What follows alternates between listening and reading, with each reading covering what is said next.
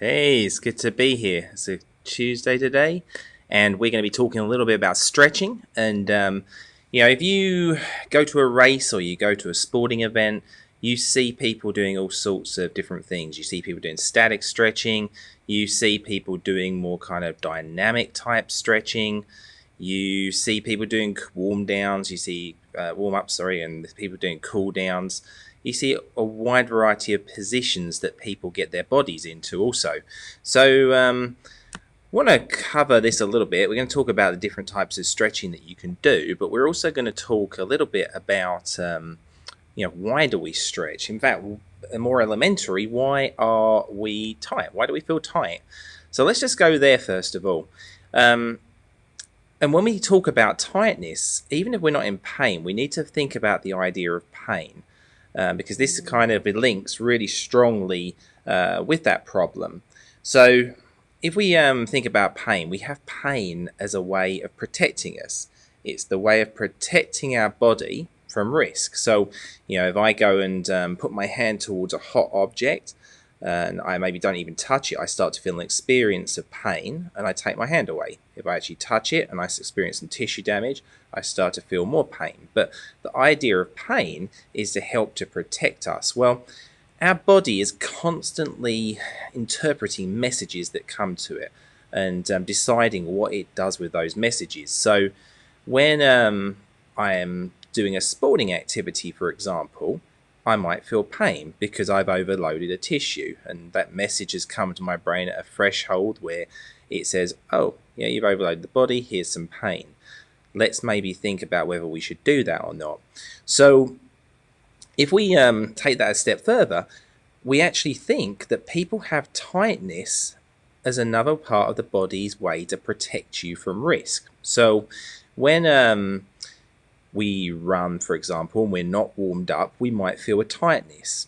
And some of that might be the actual extensibility of the tissue is not warm enough. But we think that some of that is that the brain is trying to tell us that the body is at risk, that there is some danger there. So there's tightness to help protect us, maybe to limit movement.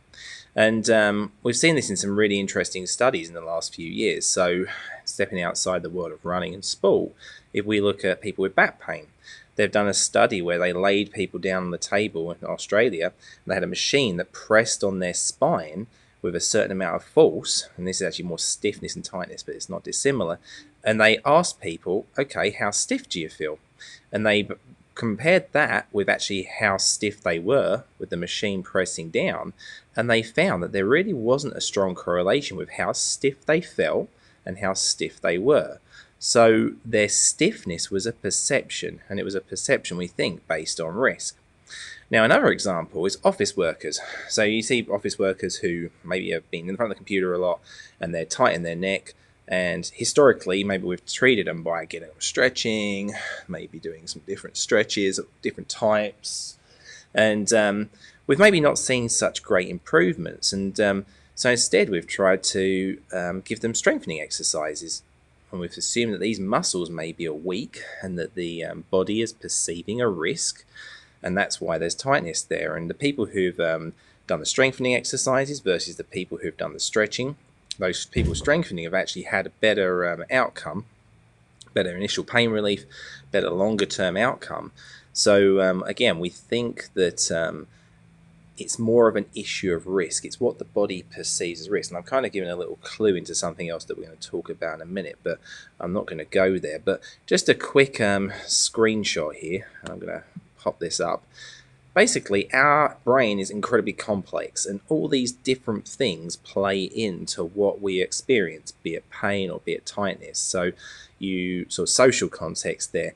If you have a fear of something, and let's say a snake, and you walk into a room with a snake in it, you're going to potentially tighten up. That's a very natural reaction. Now, let's say you've been bitten by a snake, and you walk into a place and you hear what you think is a snake, you're going to potentially tighten up because you think that's about to happen again, even if it doesn't happen again. So all of these different things, I'll bring up again, beliefs, knowledge, logic, context, anticipated consequences, and other cues. All of these things play in and potentially affect how we perceive things. So anyhow, that's some of the science behind what we're thinking about here. We've got tightness that's there potentially to protect us. So static stretching, and that static stretching is where maybe you get into a position, maybe even an end of range position for the muscle, and you hold it for say 30 seconds or 60 seconds. That might not be the best idea. We might feel a temporary improvement in range of motion and in flexibility, but it may just be too big a change for that nervous system to take into account. And we might even find that not too long after, we start to feel tightness building back up again. So that's one probable risk, I think, of doing static stretching. Another risk, and I'm going to switch to a different camera here, and hopefully you'll be able to hear well as I go over there. So let's say, for example, a stretch with a yoga strap for the hamstrings. So if I lay on my back,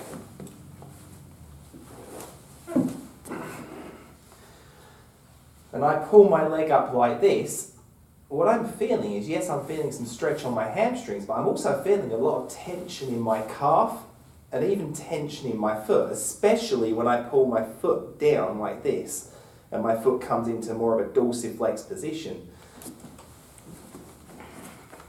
So the reason that maybe isn't such an ideal thing is that not only are we stretching the hamstrings there, but we're actually stretching the calf, but what also goes along with muscles is our nerves.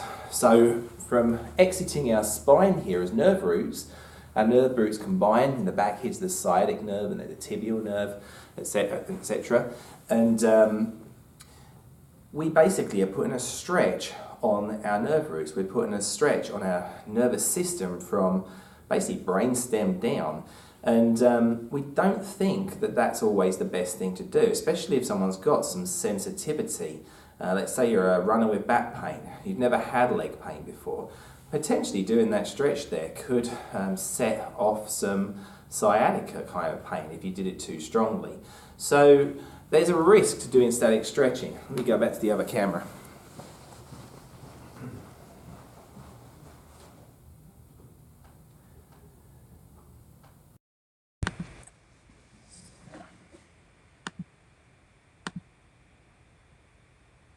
Oh, there we go. There we are. So there is a risk to doing that type of stretching, but the other risk of more static stretching is the idea that we've found out in recent years that when you do a static stretch, you actually have a reduced ability of that muscle to then perform. So it can't produce the same strength and power.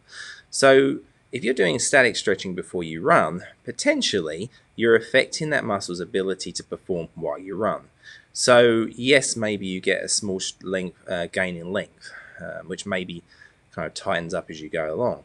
But potentially you're actually reducing the muscle's ability to perform. Now, we don't really know whether that's important for recreational athletes or not, or whether it's really only applicable for people kind of at the higher end of sport. But either way, there's potential negatives with static stretching, and really, we don't think that there's any huge upsides to it that we know of. So we don't think static stretching is great. We think that tightness is a product of our nervous system saying that there's a risk. So what else can we do? Now, one thing that I find is that when someone is, say, generally weak around the hip, often muscles are tight. So they're tight to protect us because there's not the strength to support us. So I think getting stronger around the surrounding muscles is very, very helpful. So let's say someone's got hamstring tightness. Maybe they've got weakness in other muscles. Maybe they've got some trunk weakness. Maybe they've got some glute weakness. So I think getting stronger in those areas is very, very beneficial. But the other thing is we think that perhaps actually loading our muscles while we stretch them actually has a beneficial process. So when someone's doing a static stretch, we don't think that they're necessarily gaining length in their muscle. We think that they're actually, the cross bridges in the muscle are opening up more and allowing the muscle to stretch out a bit. And then when threat is perceived again, it kind of tightens back up. So when it comes to strengthening a muscle at the same time as loading it in a motion we would call an eccentric motion, we actually are finding that there's actually additions of muscle cells, increasing what we call sarcomeres, and that actually truly does make the muscle longer. And I see that within patients. Let's say I've got a back patient with a really tight lumbar spine, and the muscles of the lumbar spine, the paraspinals, the erector spinae there. If I give them a load and they stretch into a position where they're loading and stretching, they do seem to see an improvement in range of motion. And there's all sorts of different benefits that can give. But just to kind of sit to the side here, like, so if I had a hand weight here, this would be a concentric motion. My bicep would be contracting and pulling my elbow into flexion. So an eccentric motion would be having the same weight in the hand, and as let me move to the side a bit more, as I lower my hand down, my bicep is contracting and lowering, it's controlling. So it is being stretched out under load. So let me just go to another camera and we'll see a couple of examples of that for the hamstring and also for the back muscles. So let me switch to this camera and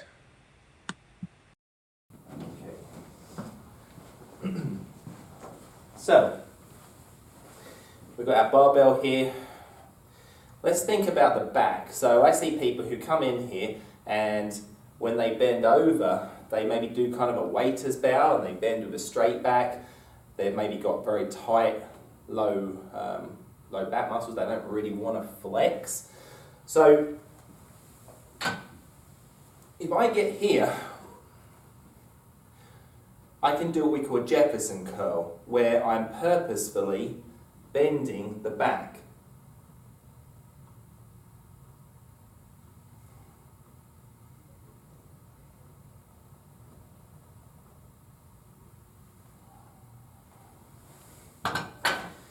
Now, when I bend the back like that, my spinal muscles, they stretch.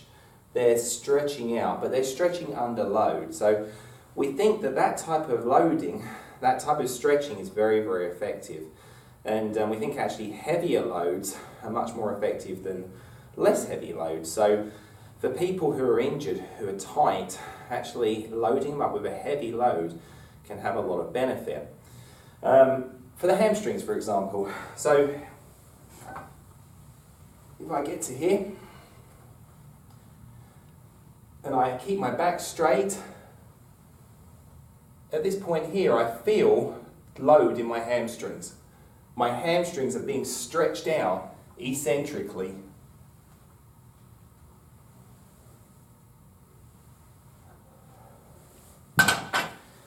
So we think that the eccentric load of the hamstrings attaching here to here, with my back straight, it's my hamstrings that are controlling my load down. We think that will actually increase someone's ability to move, their length of their hamstrings. So let me go back to this camera.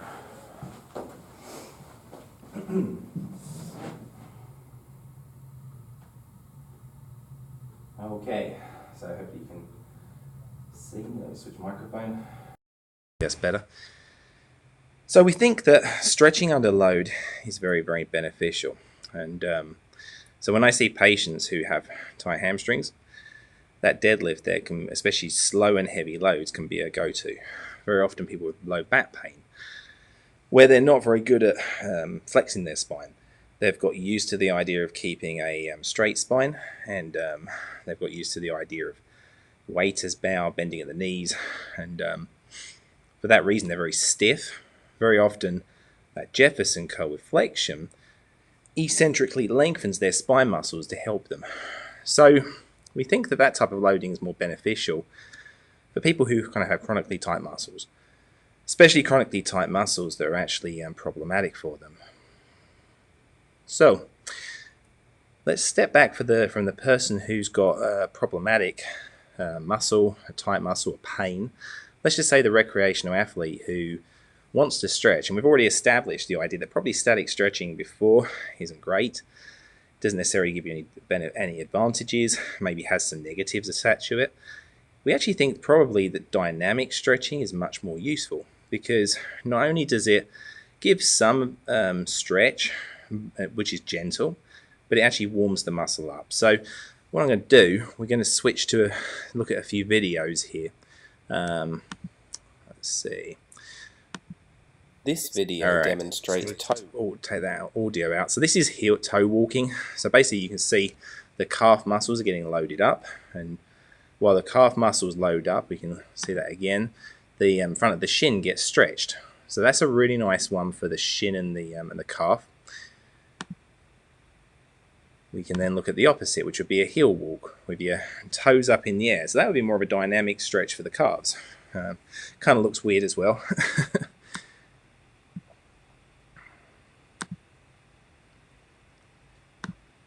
We can look at a little jog with a little catch to a higher knee, so you can get a little stretch to the buttocks here. We can take that a little step further and we can do a jog to a higher knee with a hop. So this is a little bit more ballistic, so a little bit more force going through it. So that's kind of maybe a nice one to do towards the end. We've got a little jog with a kick out. So that's going to be a nice dynamic stretch of the hamstrings. We can do some walking lunges, another example. We're loading up the quads, warming up the quads. We're getting a stretch to the hamstrings there. This is kind of a nice compound exercise, doing a few different things. We can do a jog with a little heel catch, butt kick kind of thing. Stretching out the quads in the front dynamically. Now, if you want to see those, you can go to our YouTube page. There's a playlist there with those different dynamic warm-ups. They're not the only dynamic warm-ups that are out there either. There's lots of different ways you can dynamically warm up the different muscles before you do sport. And one I didn't actually show there would be kind of like a gate opening exercise where you jog or walk and you open your leg up and bring it back down, and open the other leg and bring it back down. That's a nice one. I find that's pretty good for people who are doing trail running, where maybe they're going to step out more to the side. Maybe for soccer players, people who are going to have their groin put on a stretch. So I think that's they're quite nice exercises to warm up, and there's no real negatives with them. As long as you're progressive and spend, say, between 5 and 10 minutes doing some form of dynamic warm-up, as a runner, perhaps going into a light jog then before you go into your regular pace in a run, they're great things to do. So we've established static stretching before, probably not great. Dynamic stretching before would be good for someone who's got a tight muscle that's maybe really preventing them to perform, is causing them pain. Stretching may not be very good. Strengthening may actually be the better thing for them, especially eccentric lengthening, strengthening under a heavy enough load. And so we've established those things. Well, what about after our events? Let's say we've run 5K, 10K, or whatever. We get to the point where we're going to cool down. So we don't just stop. We slow down, we get to a light jogging pace, then we walk for a little bit. Now at that point, if you want to do some static stretching, I don't really see there's been any risks. And now, are there any benefits? That's very debatable.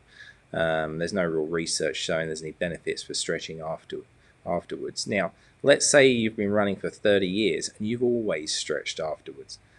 Changing something that is routine isn't always the best thing to do or the wisest thing to do. So, by all means, carry it on. If there's a muscle that feels tight and you like stretching it statically afterwards, perfectly fine. I'd probably recommend being gentle rather than being aggressive, based on what we know of tightness and risk, to the brain's perceived risk of things. So I wouldn't be aggressive. Be gentle with it. But the key thing is, if you feel like you get to the end of a run or a sporting event and you feel uncomfortable in a muscle and it continues to feel that way, that's when you want to consider seeing a physical therapist, in my opinion. And something might be sore for a week. There's no worries about that. If you're a higher level, elite level athlete, yeah, you might go and see your physical therapist or your doctor immediately, because there's a big risk of you missing the event. But if you're a recreational athlete, in most cases, those little aches and pains, they come, they go. They're not necessarily anything huge to worry about. But when the pain persists or the problem persists beyond a week, and maybe if it starts to progressively get worse, that's when seeing a physical therapist can be very beneficial, because perhaps there's a reason for the tightness to be there, like we talked about earlier. Maybe there's tightness there because there's some other weakness. Maybe there's some tightness there because the area is being overloaded, perhaps by an inefficient running pattern or running style. So stretch if you want to afterwards, but it doesn't have to be any huge big deal. If you don't already stretch, personally, I wouldn't waste your time. I would just make sure you do a nice cool down.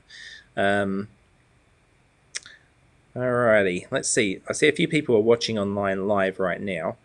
At this point, do you have any questions? If you do, feel free to comment in the comments box, and you can also private message me. You can also send me an email at andrew.walker@physioworkshsv.com. You could also give me a call, 256-529-7395. If you're uncertain about physical therapy, not everyone's had good experiences, or people don't really know what physical therapists can offer. We do free discovery visits to help people see whether physical therapy is for them, and just to give us a chance to talk and see if the problem is potentially benefited by physical therapy. Maybe do a couple of simple tests and see, what your movement looks like. We can get some pretty good ideas of how beneficial we can be to you. And we're not always beneficial to every single person in every single situation, but physical therapy, especially when done well, I think can have a huge benefit to the athlete, both if they're injured, on the lesser side, or on the more severe side if they have surgery, for example, but also it can be beneficial for those who want to improve performance. So I would encourage you, if you have aches and pains that kind of persist beyond a week, that's when you want to seek out a physical therapist. Let's see, I've got a question from... Okay, no, that's not a question. Rebecca's tagging a friend, whether she has problems with her back. Well, if you do watch this, friend of Rebecca's, Tonya, feel free to drop me a message if you got any questions about what you see in the video today. The cool thing about some of this is that the more we understand about science, particularly the more we understand about our nervous system, the more we realize that there's a lot of different options in how we treat it. So, for example, I was reading some stuff about back pain the other day. We actually think that when people go to a doctor, say, with back pain, they end up having unnecessary imaging done, for example, or unnecessary procedures. And that happens because we haven't previously known so much, and we haven't had such good treatment strategies that are not so invasive. So because of that, we're actually thinking that some of the persisting problems of back pain are actually more caused by the healthcare systems we have, whichever country you're in, versus the actual pathology and problem of back pain itself. So I think it's quite interesting seeing how one person's nervous system has a huge effect on how they perform. So I had a runner, I can talk about him because he's done a video for us. His name is Donnie, and every single time he would get injured, it would be at 6 miles, and he'd have problems for 5 years. Every time he got to 6 miles, he'd get injured. But so we started working. We went a bit of a different path because he was very tight in his calves and hamstrings, had tendon problems there. He'd previously done quite low load exercises. We loaded those muscles and tendons heavier, and we were doing really well. He felt great about his running, and he felt quite different from how he'd felt previous years. Got to 6 miles, and he had an inkling of pain, and a sensation of pain, a sensation of tightness there. And he messaged me, he said, well, do I need to back off? And we talked, and it became apparent that I didn't still think that he was loading heavily enough. And I'm like, no, I don't think you need to back off. I think you need to load heavier.